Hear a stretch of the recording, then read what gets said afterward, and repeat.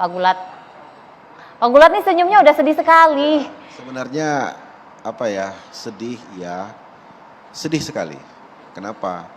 Ketika kami buka posko pengaduan dengan polosnya petani menunjukkannya Rp800, Pak, sebelumnya kami dapat 3.000. Saya nggak bisa mengatakan apa. Sebagai ketua umum, tentu saya akan mengatakan ini kepada dunia, kepada Indonesia. Ayo, ini saatnya kita tunjukkan nasionalis. Jangan gara-gara minyak goreng 16 juta orang rusak. Seperti kata Pak Tahut tadi, pendapatan negara rusak. Apa maunya? Kalau memang kita mau serius sungguh-sungguh, kecil itu minyak goreng. Kecil. Saya sudah pelajari itu perjalanan daripada minyak goreng yang curah. Minyak goreng itu semua ada di pabrik. Bang Andre, Mbak Tahut, kami sudah menjadi 1.000 tor, belajar. Ternyata masalahnya kecil. Harga minyak goreng yang dari pabrik itu hanya sanggup headnya sampai ke D1, 14.000. DD1 ke D2 jebol 19.000. Kenapa? Karena biaya beban daripada transport dibebankan ke harga head 14.000. Sesederhana itu persoalannya. Dana BPD PKS beratus triliun. Mau dibuat kemana itu? Kenapa enggak itu dibantu diselesaikan? Subsidi itu juga ongkosnya. Kenapa Pertalite di Papua, di Jambi, dimanapun sama harganya? Kenapa minyak goreng tidak bisa disamakan?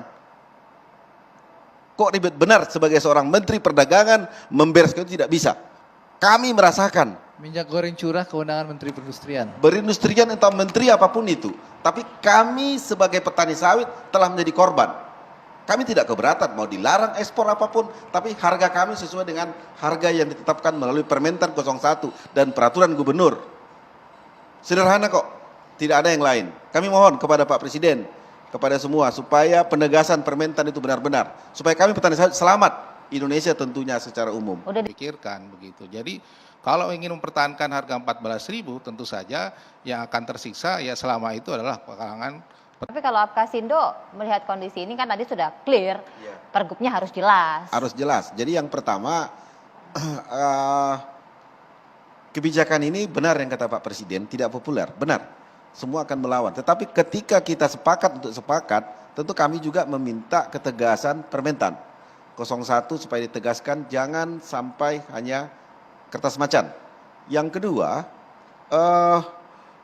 petani-petani yang ada sekarang, saya bicara sebagai petani sawit, sekalipun harga tidak memberikan margin yang cukup kepada kita, saya menghimbau tetap memanen.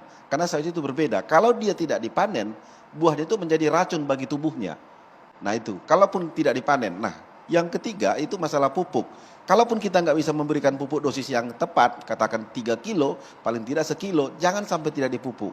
Efeknya itu 2 tahun ke depan. Nah, kalau ini tidak diatasi dari segi kebun sawit petani, maka tahun depan akan terjadi drop daripada produksi TBS petani, karena memang tentu ini harapan kami petani sawit, apapun kebijakan Presiden, kami percaya bahwa tujuannya adalah untuk kebaikan. Tetapi kami juga perlu diselamatkan Pak Presiden, Pak Menteri, ya, bahwa kami juga bagian daripada penyumbang negara ini yang harus juga diperhatikan kebutuhan-kebutuhan kami. Kalau pupuk naik, kami tidak ribut Pak Andre, Bang. Sampai 1.050.000 sekarang per sak. Kemarin cuma 240.000. Kami nggak ribut. Dilarang. Banyak banget. Iya. 300%. Iya. Herbisida dulu cuma 45.000 per liter. Sekarang sudah berapa? 300.000. Kami nggak ribut karena kami masih bisa margin dari hasil penjualan TBS ketika di atas 3.000.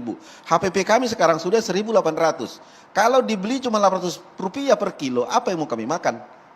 Dengan teguran keras dari Pak Presiden ini menjadi pelajaran penting bagi semua stakeholder sawit, baik dari korporasi maupun dari petani dan semuanya, bahwa kita nggak boleh main-main untuk kepentingan negara. Petani sawit harus semangat. Jangan pernah kita melihat ini sebagai hukuman yang mematikan, tapi anggap ini sebagai cara kita juga introspeksi diri untuk ke depan.